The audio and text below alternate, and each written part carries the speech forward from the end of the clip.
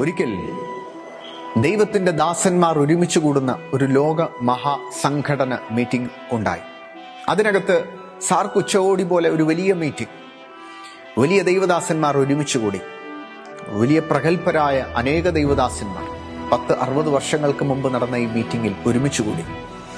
അതിനകത്ത് ഒരു പ്രഗത്ഭനായ ഒരു യൗവനക്കാരനായ ദൈവത്തിന്റെ ദാസൻ എഴുന്നേറ്റ് പറഞ്ഞു, ആഫ്രിക്കയെ ദൈവം തൊടാൻ പോവുകയാണ്.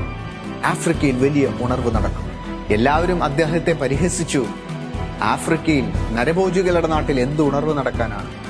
എങ്കിലും ആ മീറ്റിംഗിന് ശേഷം ദൈവം റെയ്നാഡ് ബോങ്കെ എന്ന് പറയുന്ന ഒരു ദൈവദാസനെ അവിടെ എഴുന്നേൽപ്പിക്കുകയാണ്. 2% ക്രിസ്ത്യാനികളുള്ള ആഫ്രിക്കൻ ഭൂഖണ്ഡത്തെ 70% ക്രിസ്ത്യാനികളാക്കി മാറ്റുവാൻ തക്കവണ്ണം ആ ഉണർവിന് സാധിച്ചു. അതേ മീറ്റിംഗ് വീണ്ടും കൂടി. ആ ദൈവദാസൻ വീണ്ടും എഴുന്നേറ്റു. ഇനി സൗത്ത് കൊറിയ ദൈവം തൊടാൻ പോവുകയാണ്. എല്ലാവരും ആശ്ചര്യത്തോടെ നോക്കിക്കൊണ്ടിരുന്നു. എന്താണ് അദ്ദേഹം പറയുന്നത്? അദ്ദേഹം പറഞ്ഞു, സൗത്ത് കൊറിയ ലോകം കണ്ട ഏറ്റവും വലിയ ഉണർവിന് സാക്ഷ്യം വഹിക്കാൻ പോവുകയാണ്. ആ മീറ്റിംഗിന് ശേഷം യോങ്കിച്ചോ എന്ന് പറയുന്ന ഒരു ദൈവദാസനെ ആ രാജ്യത്ത് എഴുന്നേൽപ്പിച്ചു. സൗത്ത് കൊറിയ ഉണർവിന്റെ വക്കിലേക്ക് നീങ്ങുവാൻ തുടങ്ങി.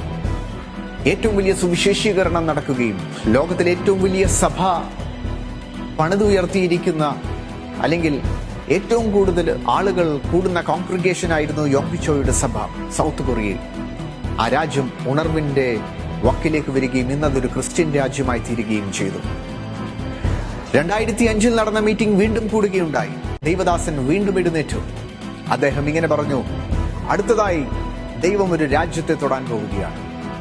ആ രാജ്യം ലോകം ഇന്നുവരെ കണ്ടിട്ടില്ലാത്ത വലിയൊരു ഉണർവിനെ സാക്ഷ്യം വഹിക്കാൻ പോവുകയാണ്. അവിടുത്തെ ആബാലവൃദ്ധം ജനങ്ങൾ അന്യഭാഷയിൽ സംസാരിക്കും. യൗവനക്കാർ രോഗികളുടെ മേൽ കൈവെക്കുമ്പോൾ തന്നെ അവിടെ സൗഖ്യങ്ങൾ നടക്കുമെന്ന് പറഞ്ഞു.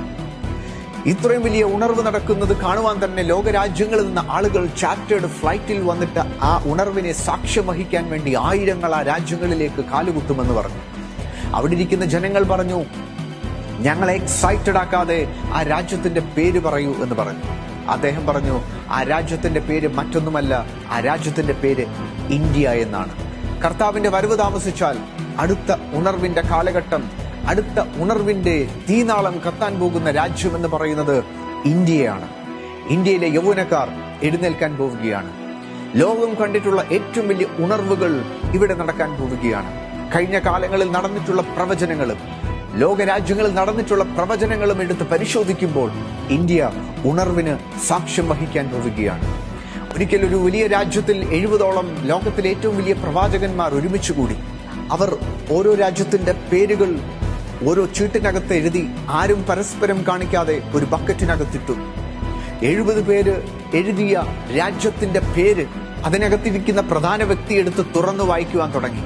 70 പ്രവാചകന്മാരും ഒരുപോലെ എഴുതിയ ഒറ്റ പേര് മാത്രമേ ഉള്ളൂ, ഇന്ത്യ.